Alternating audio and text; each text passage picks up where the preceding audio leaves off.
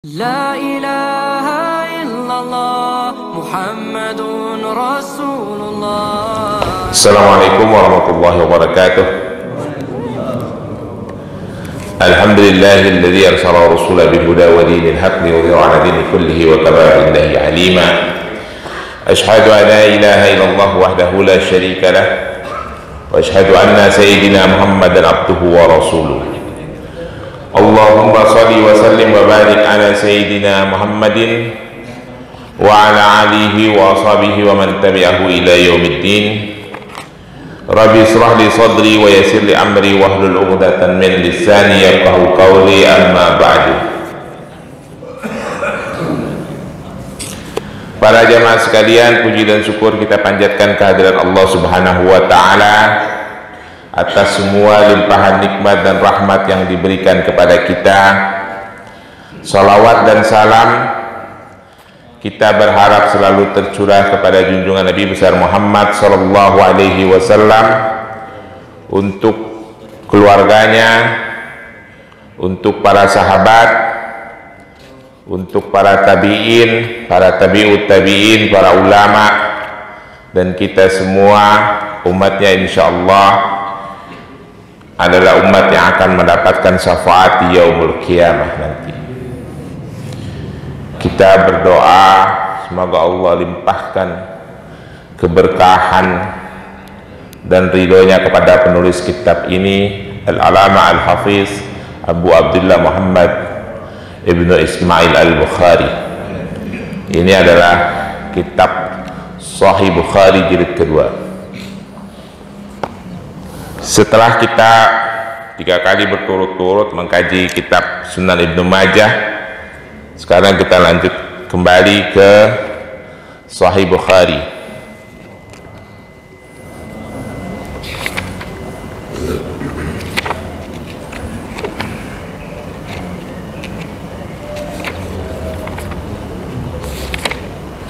Kita membaca beberapa hadis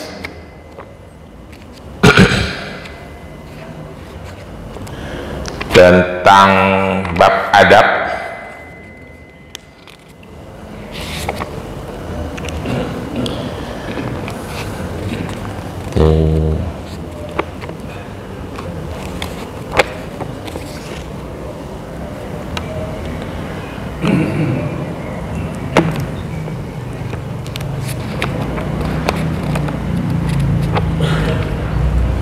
Ya, kita cari dulu hadisnya yang pas, yang mana.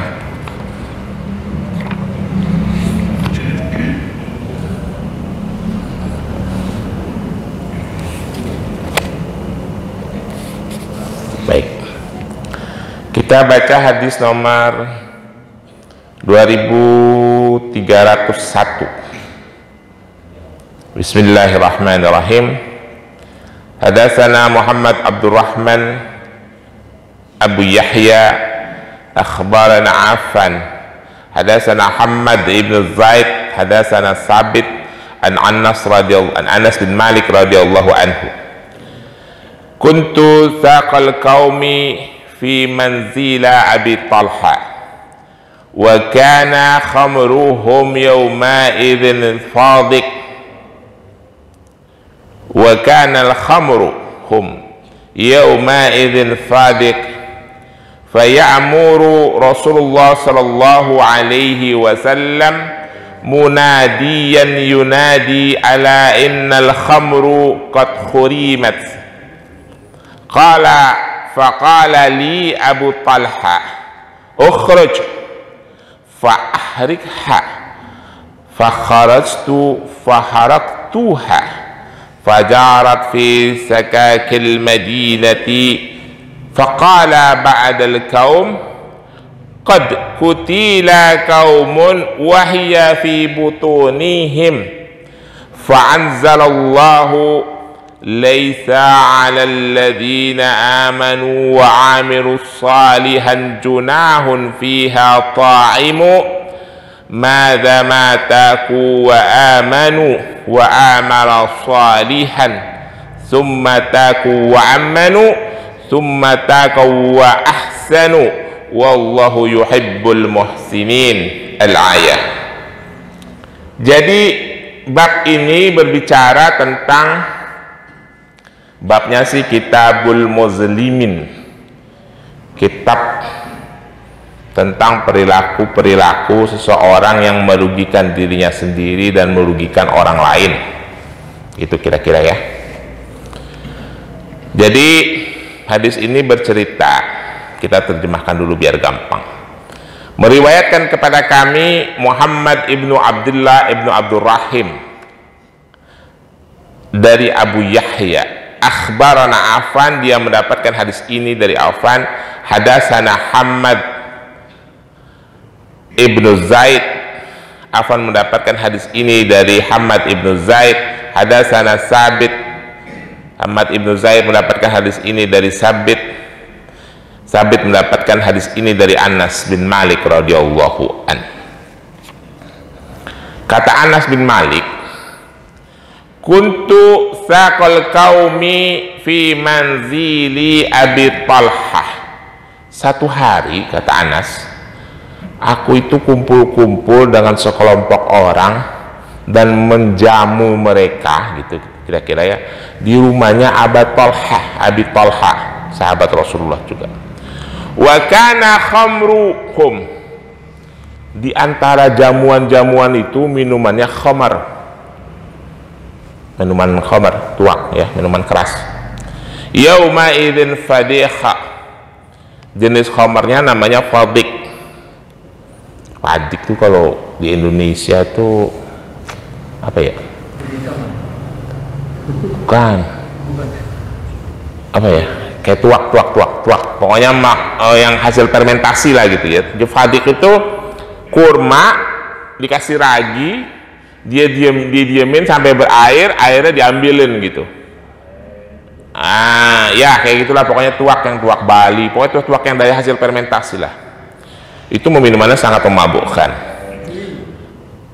Ya sejenis gitulah, intisari dan sebagainya tuh, ciu gitu ya. Pokoknya dari fermentasi, namanya fadik. Nah, mereka lagi minum-minum, tiba-tiba datang seseorang membawa berita ke rumahnya Abu Talha. Fa'amara Rasulullah sallallahu alaihi wasallam munadiyan yunadi alla inal khamru qad khurimat.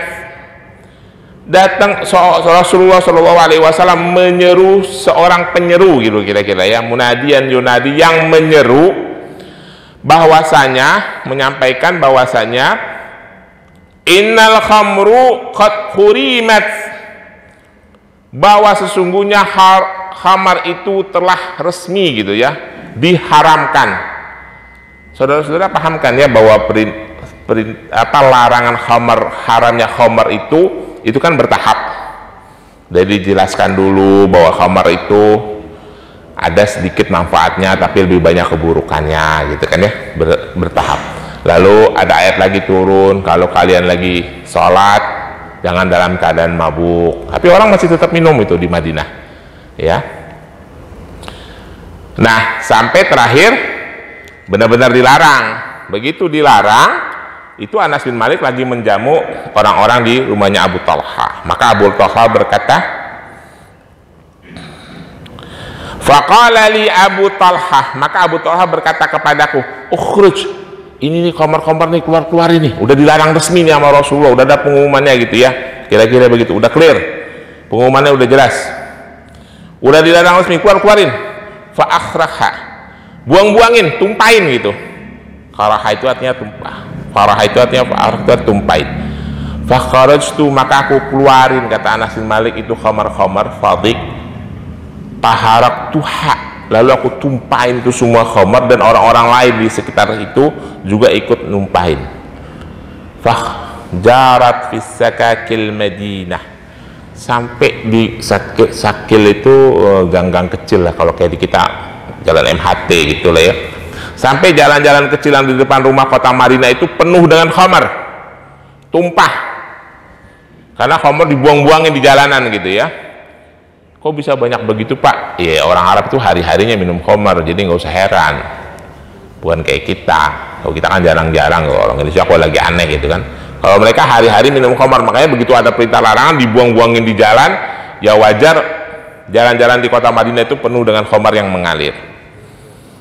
Nah, setelah itu semua dilarang, faqala ba'dul qaum, maka berkata sebagian orang di kota Madinah pada masa itu, qad qutila qaumun wahiya fi butunihim, sungguh telah banyak yang meninggal kelompok-kelompok orang-orang muslim, tapi di perut mereka itu ada makanan-makanan, ada minuman-minuman khamar, ada yang haram-haram. Sebelum mereka wafat, mereka itu kerjaannya minum khamar. Jadi bagaimana? Sama aja kan, dosa, kira-kira begitu ya. Jadi sebelum ada perintah larangan mutlak bahwa khamar itu haram, orang-orang Madinah sudah banyak yang minum khamar, dan mereka sudah mati. Ada yang mati terbunuh dalam perang dan sebagainya. Terus bagaimana hukumnya? Kira-kira begitulah ya. Fa anzalallahu, maka Allah Subhanahu wa taala menurunkan ayat, laisa 'alal ladzina amanu wa 'amilu shalihan junahun fiha ta'imu. Tidak ada dosa bagi orang-orang yang beriman dan beramal soleh dengan apa yang mereka makan. Ya, itu kalimatnya. Nanti bapak-bapak buka surah Al-Maidah ayat 93.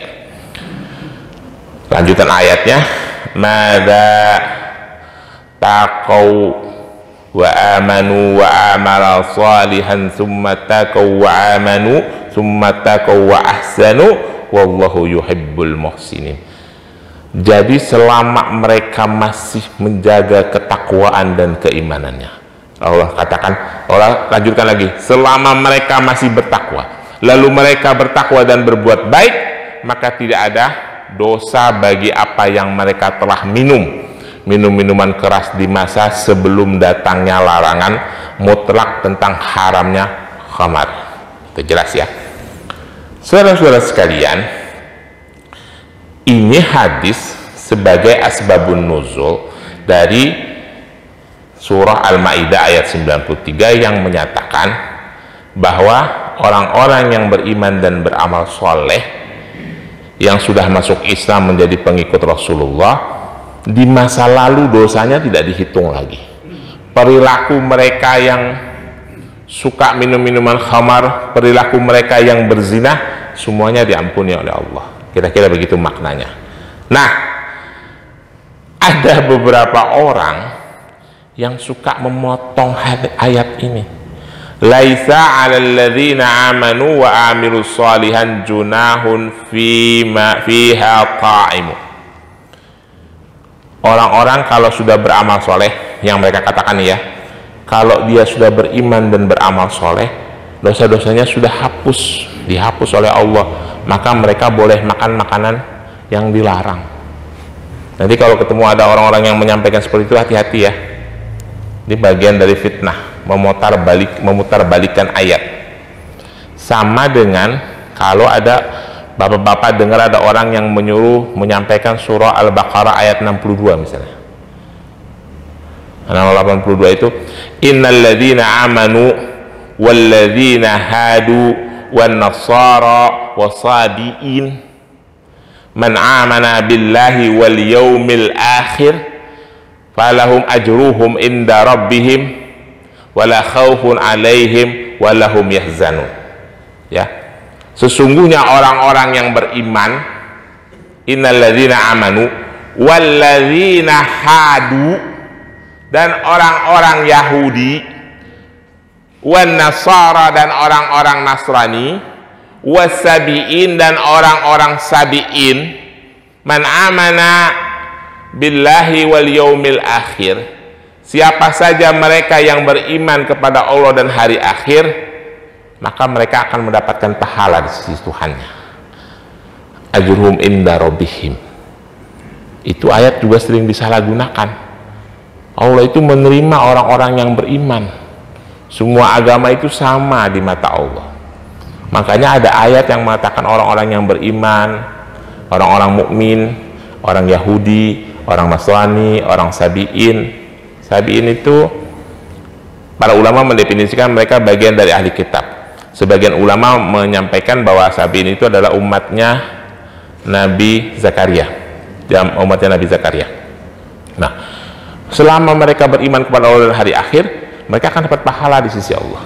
Ya, kalau ada ustadz atau siapa pendakwah yang menyampaikan ayat itu jelas keliru ya. Konteksnya sama dengan ayat ini. Ayat itu surah Al-Baqarah ayat 62 itu, Rasulullah ditanya oleh Salman Al-Farisi tentang keluarganya di masa lalu yang beragama tauhid tapi berada di lingkungan jahiliyah. Salman bertanya, bagaimana nasib keluargaku, nasib orang tuaku dan sebagainya. Maka Allah Subhanahu wa taala menurunkan ayat. Sebelum turunnya Islam, orang-orang yang beriman dan beramal soleh, termasuk di dalamnya Yahudi, Nasrani dan Sabi'in, kalau dia beriman kepada Allah dan hari akhir, mereka akan dapatkan pahala. Sebelum turunnya Islam, jelas ya. Setelah adanya Islam, mereka tertolak semua. Itu akidah kita, ya. Ingat, itu akidah kita. Saya sudah berkali-kali menyampaikan ini. Kita mengakui bahwa Allah Subhanahu wa taala mengutus para nabi dan para rasul, itu adalah bagian daripada iman. Para nabi dan para rasul itu adalah membawa ajaran agamanya masing-masing. Maka ada agama Yahudi, ada Nasrani, ada umatnya Nabi Daud, ada umatnya Nabi Ishak dan sebagainya, Nabi Ismail, Nabi Ibrahim dan lain-lain. Tetapi setelah diutusnya Rasulullah Shallallahu Alaihi Wasallam, agama yang benar adalah hanya Islam. Itu clear ya. Jadi sama. Jadi kalau ada orang-orang yang menyimpang-nyimpangkan ayat Al-Quran, kaji dulu tafsirnya, cari asbabun nuzulnya. Jadi hadis Sahih Bukhari nomor 2301 di jilid kedua ini bercerita tentang asbabun nuzul turunnya surah Al-Maidah ayat 93, yaitu tentang pertanyaan orang-orang Madinah yang menanyakan bagaimana nasib orang-orang peminum khamar sebelum datangnya larangan khamar, haramnya khamar. Itu nggak ada masalah kata Allah. Selama mereka beriman dan beramal soleh, Allah akan ampuni semua kesalahannya. Kira-kira begitu, jelas ya. Lalu kita lanjutkan lagi sebuah hadis. Nah, ini hadis yang sangat populer, yang bapak-bapak udah pada sering dengar. Apalagi kalau ada penceramah-penceramah suka berdongeng gitu ya. Tapi mungkin kita jarang dengar matan hadisnya, narasi hadisnya. Hadis nomor 2303. Bismillahirrahmanirrahim. Hadatsana Abdullah ibnu Maslamah an Malik an Sumiyah an Maula Abi Bakrin an Abi Salih As-Samani an Abi Hurairah radhiyallahu an. Ana Nabi sallallahu alaihi wasallam qala baina rajulu bit tariqin istada alaihi al-atas fawajjathu bi'ran fanazala fiha fasharriba thumma kharaja fadha kalbun yalhas ya'kulu sarra min al-atas faqala rajulu qad balagha hadha al-kalbun min al-atas mithlu alladhi kana balagha minni fanazala bi'ran famala'u khufhun ma'un fasaqa qalbun fasyakarallahu lahu faghafarallahu lahu qalu ya Rasulullah wa inna lana fi bahaimi akhjaran faqala fi kulli dhatin kabit rutbatin ajru. Ini hadis populer, bapak pasti sering dengar karena pendakwah sering cerita ya. Meriwayatkan kepada kami Abdullah ibnu Maslamah dari Malik dari Sumiyah, pelayannya Abu Bakar, Maula Abu Bakrin, an Abi Salih dari Abi Salah, As-Samani dari Abu Hurairah radhiyallahu an, bahwasanya ana Nabi sallallahu alaihi wasallam qala, dia bahwasanya Rasulullah sallallahu alaihi wasallam bercerita, baina rajulu bitariqin, ada seorang laki-laki yang berjalan di sebuah jalan gitu, bitariqin, istadad alaihil atas, dia sedang kehausan Atos itu artinya aus ya. Fawajjat bi'ran, maka si laki-laki itu menjumpai sebuah sumur. Fanazala fiha fasyarriba, lalu dia turun ke sumur itu lalu minum dari air sumur. Ini hadis populer kan, Bapak pasti sering dengar. Summa kharaja, habis dia minum kenyang dia keluar naik lagi ke atas. Kita nggak usah nanya naik turunnya pakai apa ya Pak, saya kagak tahu apa dia pakai tambang pakai apa, pokoknya dia turun aja deh. Summa kharaja, lalu habis dia minum sumur, dari air sumur itu dia nongol ke atas gitu ya. Terus juga nanya sumurnya dalam apa ubay, saya nggak tahu dalam apa kagak, pokoknya dia turun aja. Fadha kalbun, begitu dia keluar ngelihat anjing. Populer kan hadis ini. Yalhas, yang lagi menjulur-julurkan lidahnya gitu ya. Yakulul sarra, sambil ngejilat-jilat tanah atau pasir karena kehausan. Minal atasi, karena rasa haus. Fanazala bi'ran, maka si laki-laki itu begitu melihat anjing yang menjulurkan lidahnya karena kehausan, dia turun lagi ke sumur. Famalau, sambil nenteng sepatunya diisi air. Khufhun ma'un, sepatunya diisi air. Pasaka kalbun, maka dikasih minum anjing. Pasakarallahu lahu, setelah ngasih minum anjing, si laki-laki itu bersyukur kepada Allah. Faghfarallahu lahu, lalu laki-laki itu memohon ampunan kepada Allah. Qalu, berkata para sahabat Rasulullah, ya Rasulullah, ini sahabat nanya nih, wa inna lana fi bahaima ajran, ya Rasulullah, emang kita kalau ngasih makan hewan dapat pahala? Kira-kira gitu ya. Kata Rasulullah, gara-gara ini laki-laki ngasih makan anjing, ngasih minum anjing, para sahabat bertanya, emang kita kalau ngasih makan hewan itu bisa dapat pahala? Faqala, berkata Rasulullah, fi kulli dzatin ka'bin rabbatin ajrun, siapa saja yang kamu bantu, semua hewan melata yang ada di muka bumi maka kamu akan mendapatkan pahala. Ini pasti ada hadis-hadis pengecualian ya, karena ada juga hadis-hadis yang memerintahkan kita untuk membunuh ular, burung elang dan lain soal yang lain, beberapa hewan yang dikecualikan ya. Itu tentu ada hadis yang berbeda. Cuma Rasulullah menyampaikan dalam hadis ini, kebaikan kita bukan hanya kepada sesama manusia saja, tetapi kepada seluruh makhluk Allah, Allah akan memberikan pahala kepada kita ya. Cuma ada catatan nih bapak-bapak sekalian, dari zaman saya kecil sampai sekarang, para ustadz itu kalau menyampaikan cerita ini tidak pernah membacakan hadisnya, betul tidak Pak? Cuma cerita aja, dongeng. Seorang laki-laki bisa masuk surga gara-gara kasih minum anjing. Ini hadisnya Pak, sahih, kagak ada keterangan masuk surga, cuman dapat pahala ya. Karena kita sering dengar nih kalau ustadz cerita kasih minum anjing masuk surga, kagak ada tuh keterangan masuk surganya. Ini hadisnya asli nih, kalau nggak bisa bacanya sendiri. Yang ustadz pada bohong nih, di atas mimbar ya, pada ngoceh aja sembarangan, nggak ada keterangan masuk surga. Dia akan mendapatkan pahala karena ngasih minum anjing yang kehausan. Demikian pula Rasulullah menegaskan, kita itu kalau menolong makhluk-makhluk Allah di dunia ini, di muka bumi ini, akan mendapatkan pahala.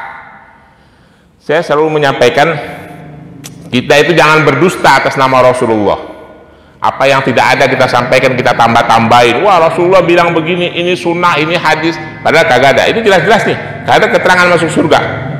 Hadisnya itu nomor 2303, babnya bab muslimin, Sahih Bukhari jilid kedua. Jelas nggak ada ya. Para ustadz sekarang suka berlebay-lebay menyampaikan sesuatu nggak sesuai nas hadis. Baik, itu dia dua hadis. Sekarang kita lanjutkan hadis yang ketiga, hadis nomor 2302. Nah, ini hadis yang sering saya sampaikan kepada teman-teman saya jamaah Masjid At-Taubah, termasuk saya di dalamnya. Jadi saya membacakan hadis ini sekaligus bernasihat untuk diri saya sendiri Kita bacakan hadisnya. Bismillahirrahmanirrahim.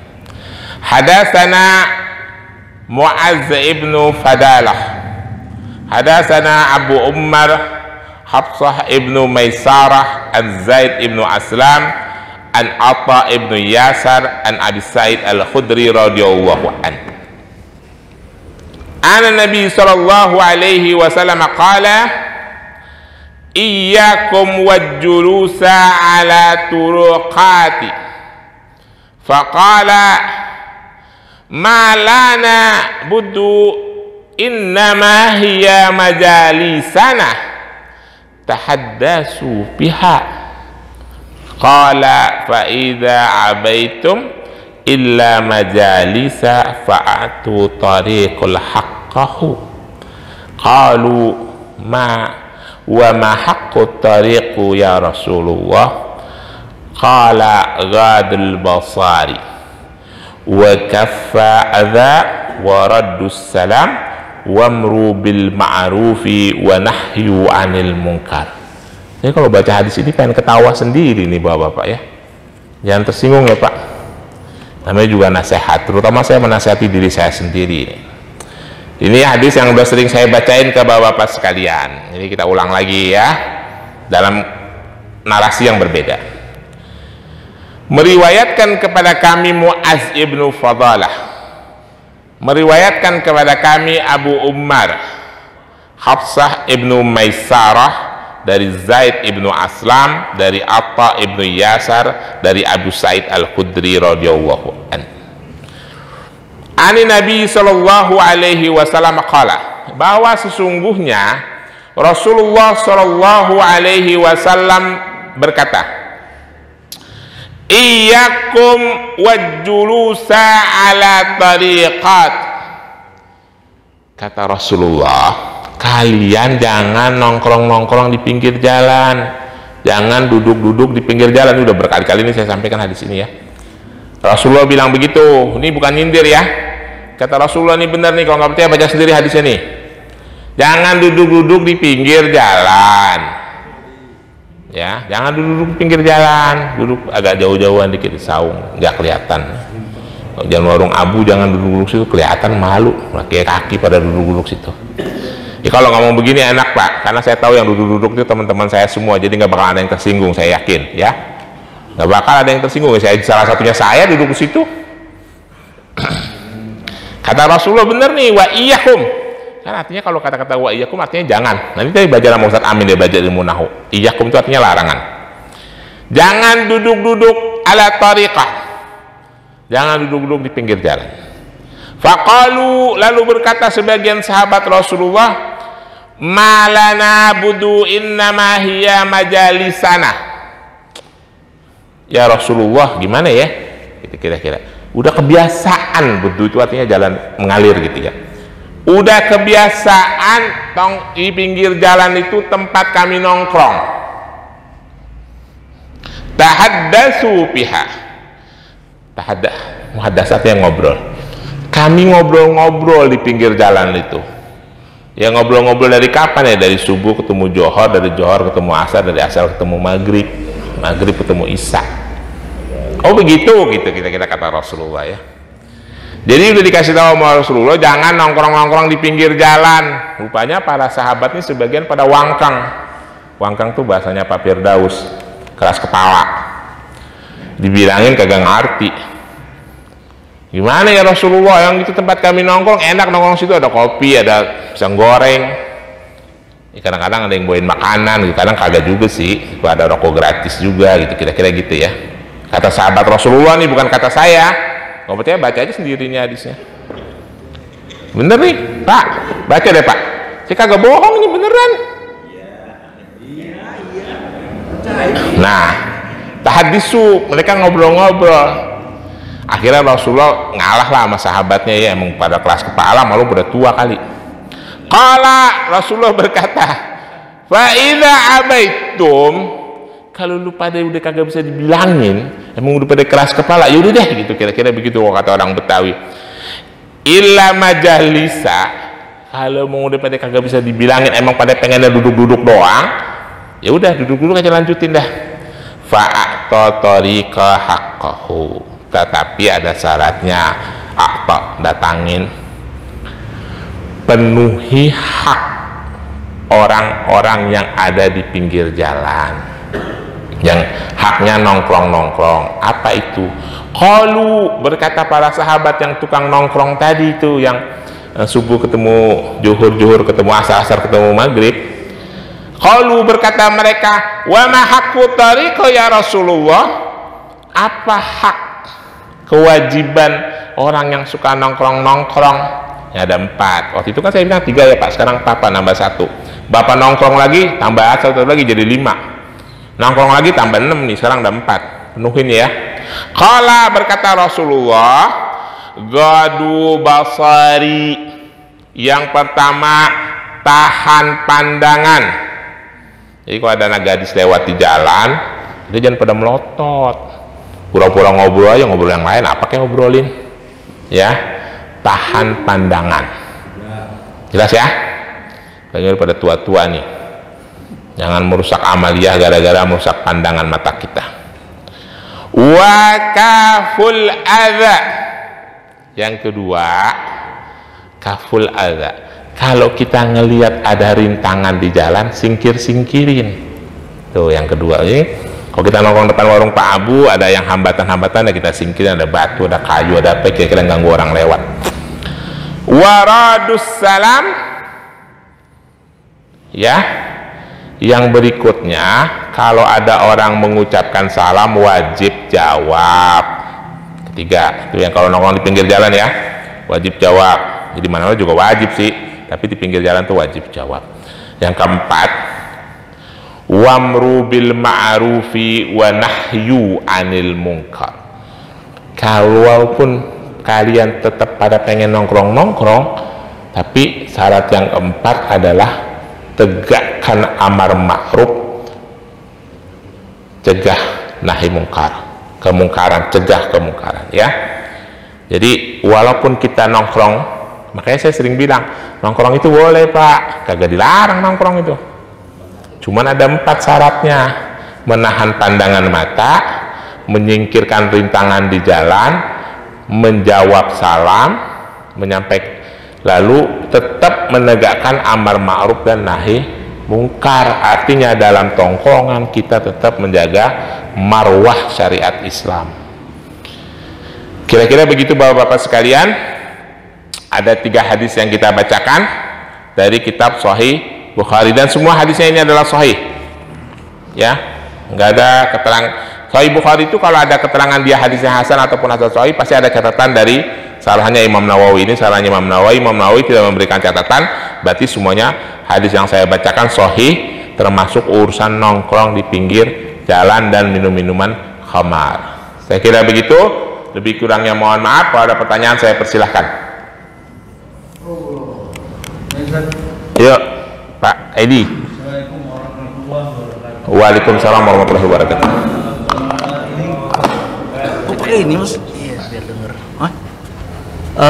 Tadi Ustaz katakan bahwa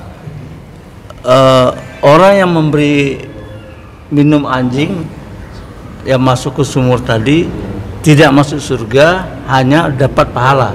Kalau nggak salah begitu Ustaz ya? Bukan tidak masuk surga, tidak ada keterangan bahwa dia masuk surga ya. Seperti yang sering disampaikan oleh orang-orang itu gitu. Bagaimana dengan ada suatu hadis, seorang pelacur mau bertobat, terus minum, lihat anjing, menjulur juga lidahnya. Apakah itu tidak ada keterangan juga Ustaz? Mohon penjelasan Ustaz. Terima kasih. Baik, terima kasih. Nah, ini begini kejadiannya, seringkali para dai itu, para ustadz itu mendengarkan sebuah matan hadis, sebuah narasi gitu ya. Gurunya ngomong begini-begini, lalu ditangkap, disampaikan lagi, nanti jamaahnya menangkap, menyampaikan lagi.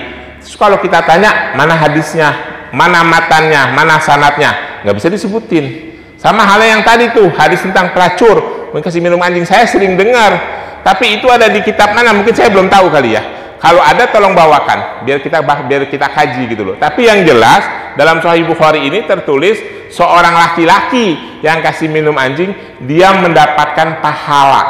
Dan itu aja. Apakah dia masuk surga? Kagak ada tulisannya masuk surga. Karena dia masuk surga apa enggak, itu lain soal. Itu urusan yang punya surga. Tapi kagak ada narasinya gitu loh, nggak ada nasnya seperti itu tulisannya. Oh, dia akan melihat khulul jannah, nggak ada kata-kata begitu. Itu kira-kira begitu, Pak. Jelas ya? Ada lagi? Kalau tidak ada, kita cukupkan. Billahi taufiq wal hidayah. Wassalamualaikum warahmatullahi wabarakatuh.